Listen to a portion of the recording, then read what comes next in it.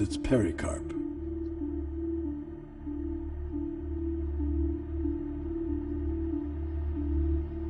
The 7 oceans respectively contain salt water, sugarcane juice, liquor, clarified butter, milk, emulsified yogurt, and sweet drinking water. Sometimes Vedic cosmology is misconstrued as portraying the Earth to be a flat disk. This flat Earth misconception arises partly due to our inability to understand Vedic nomenclature. A single object may be referred to by several names, and a single name may refer to several objects. For example, the term Earth may be used to describe at least 6 different aspects of cosmology. The Earth we live on is indeed a globe, as explained by the Sanskrit word parimandale, meaning spherical, used in the Mahabharata text. The flat disk refers to the greater earthly planetary system of Bhumandala. 4 elephants of inestimable size are placed at the 4 directions for balancing the greater Earth. Below the earthly planetary system are 7 subterranean realms named Atala, Vitala, Sutala, Talatala, Mahatala, Rasatala, and Patala, which do not receive sunlight and which are inhabited primarily by demoniac living entities. To reach the first one must go 80,000 miles downward through underground tunnels. At successive depths of 80,000 miles are the remaining 6 netherworlds, all of which are fully developed underground civilizations. In the 4th level downward, Talatala Loka, lives the magical architect Mayadanava, who has designed many brilliantly decorated cities where proud materialists reside. Below the netherworlds are the 28 hellish planetary systems. The demigod of justice, Yamaraj, judges the unrighteous human beings after their deaths and sends them to one of these planets. There, errant souls are administered appropriate punitive measures corresponding to their misdeeds.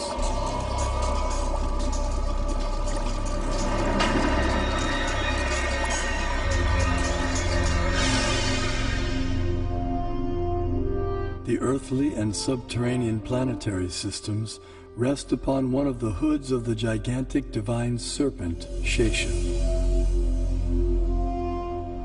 Shesha in turn is held up by the colossal transcendental tortoise, Kurma. And Kurma resides in the ocean that fills half the universe.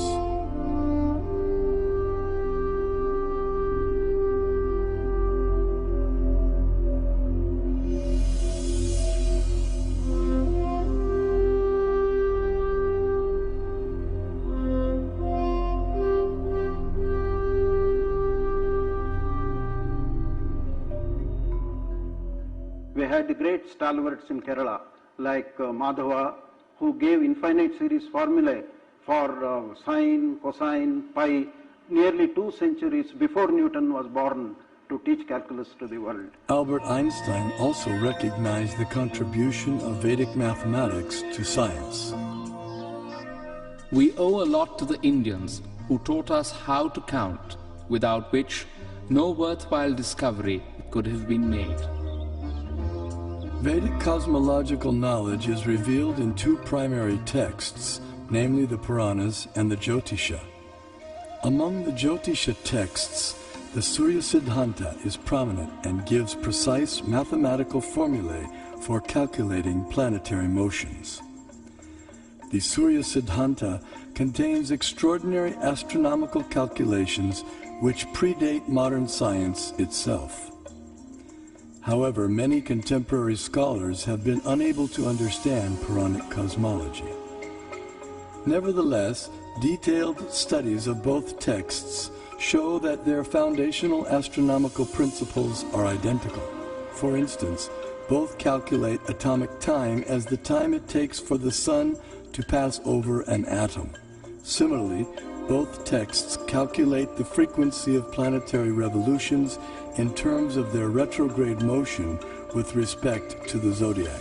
Furthermore, the apparent contradictions between the two texts are resolved by using the formula for converting the actual distances recorded in the Puranas into angular velocity stated in the Jyotisha. This Surya Siddhanta, originally spoken ages ago by Surya, the sun god, was translated and commented upon in the 20th century by the brilliant astronomer named Vimala Prasad Siddhanta Saraswati. Vedic thought should be preserved. If you are not able to interpret, someone will interpret at a later stage. After a millennium, let someone come and interpret.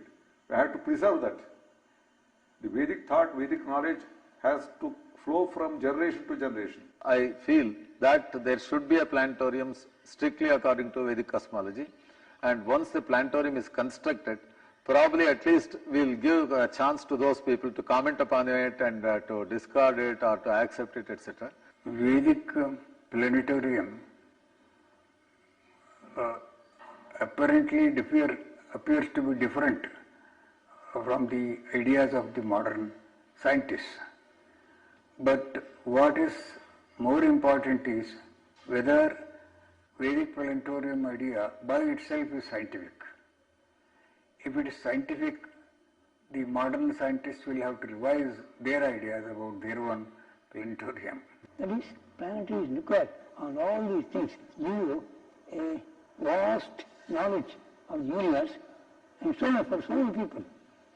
So you are the one, not only the person to enjoy, you will allow all others to know about it. So that is really a commendable work and has to be done. If you construct a planetarium according to our Bhagavatam, so a Westerner who is wise and who is after discovery, certainly he will be interested in this. There is a famous proverb, one figure is worth 1,000 words.